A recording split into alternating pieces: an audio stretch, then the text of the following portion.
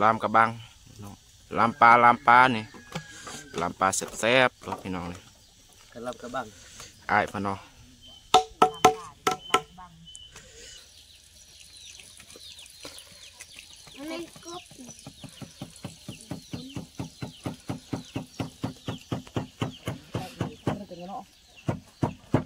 โอ้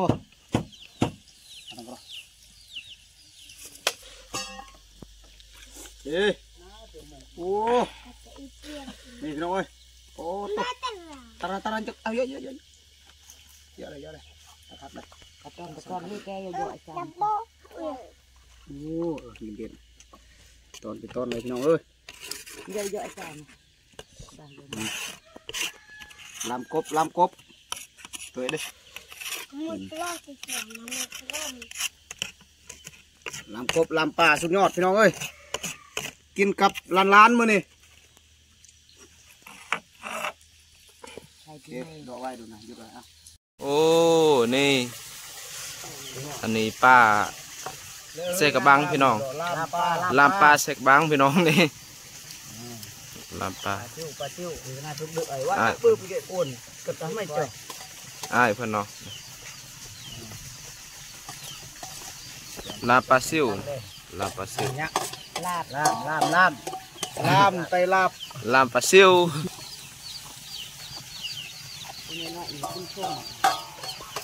ได้ในประกมกุ้นอิ่มไทยอิ่มกุ้นกลมไทยอิ่มกุ้นกลมนี่พี่น้องอันนี้ก็ล้านไส้ล้านสาวเพิ่นจับกบพี่น้องนี่อาใหญ่เพิ่นมาจับกบนอนนี่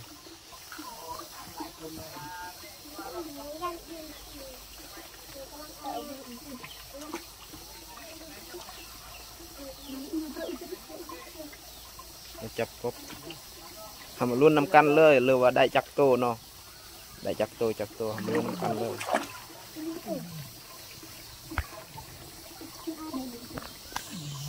โอ้ได้แล้วนี่2 โตเลยนี่3 โตนี่โอ้พอแล้วทำนี้3 โตพอดีแล้วฝันว่าพอดีแล้วเนาะ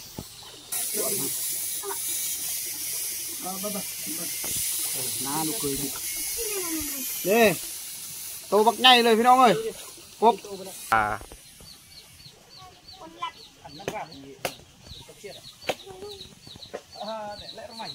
ลามปลาซิวพี่น้องเอ้ยลามปลาซิว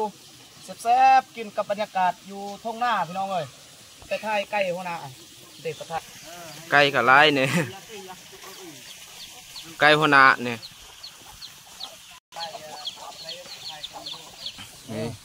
จีหอยพี่น้องจีหอยโอ้จีหอยมีวิตามินเด้อพี่น้องเด้อแซ่บนี่พี่น้อง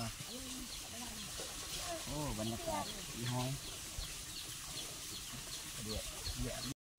โอ้ทำซับเสร็จนะครับ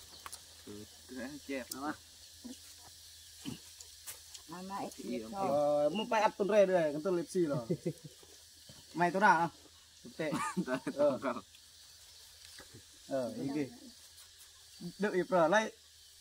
มาพี่น้องมาโอ้กินลำกบเด้อพี่น้องเด้อลำกบลำปลามาลำกบลำปลามาคนมันนี่กินข้าวน้ำบาเซียนแซ่บพี่น้องเลย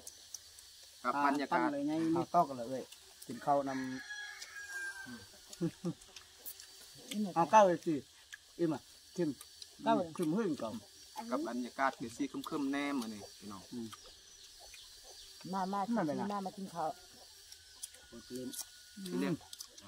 กินปลาซิวแล้วดอกอะไรเสียปุ่นเอานั่นนะมาหลายกินหลายคนน่ะมีการแซ่บจานเดินเลยไปตะอันนี้ดิอันนี้ไม่เอาตะน่าจะปุดแต่ว่าอันหมด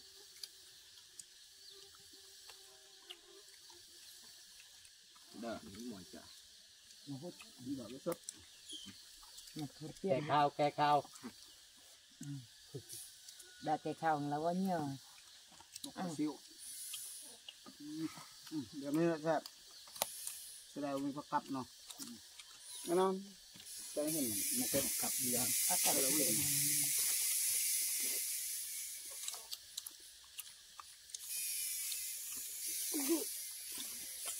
ถ้าเราตัวไอ้เชี่ยถ้าอะไรเชี่ยโอ้เชี่ยมันก็จะนี่มั้งเชี่ยมันก็จะ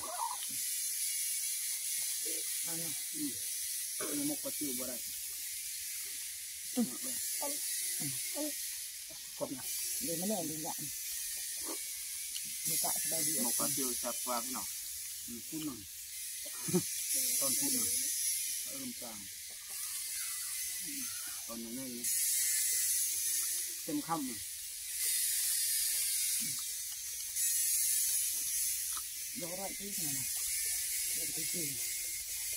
nó đang thế này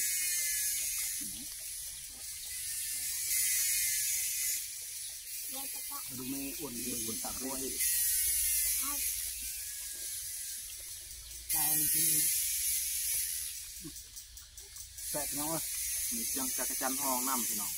เป็นเชือกเอสเอฟ แย่เลยมึง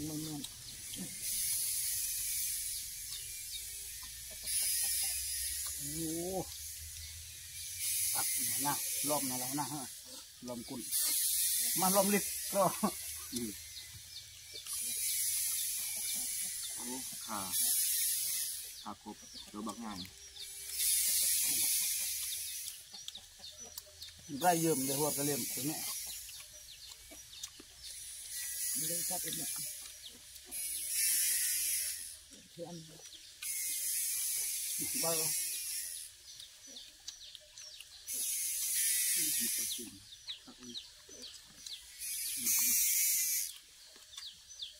หนึ่งหน้าทำเอามันยืด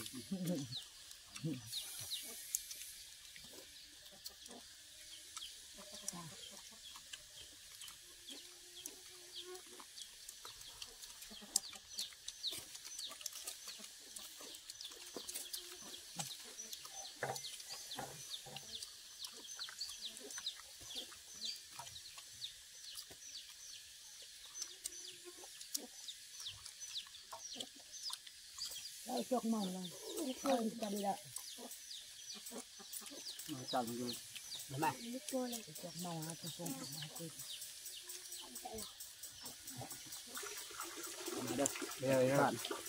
โอ้นำมาแล้วพี่น้องเอ้ยนำมาแล้วนำตกตาดพี่น้องนี่โอ้คักเอาขยายให้ได้เห็นนำเนาะเห็นวิวงามพี่น้องนี่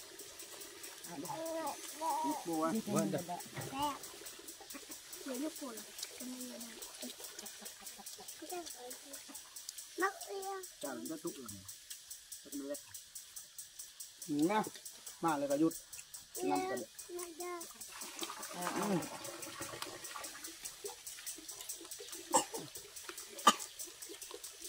กันแดดกันพุด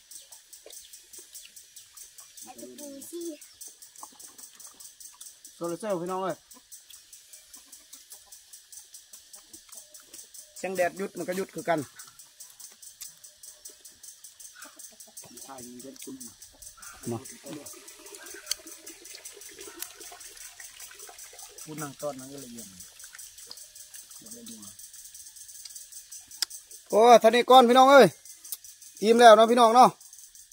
ลามกบแล้วก็ลามปลาซิวเนาะพี่น้องเนาะท่านี้แหละบ๊ายบาย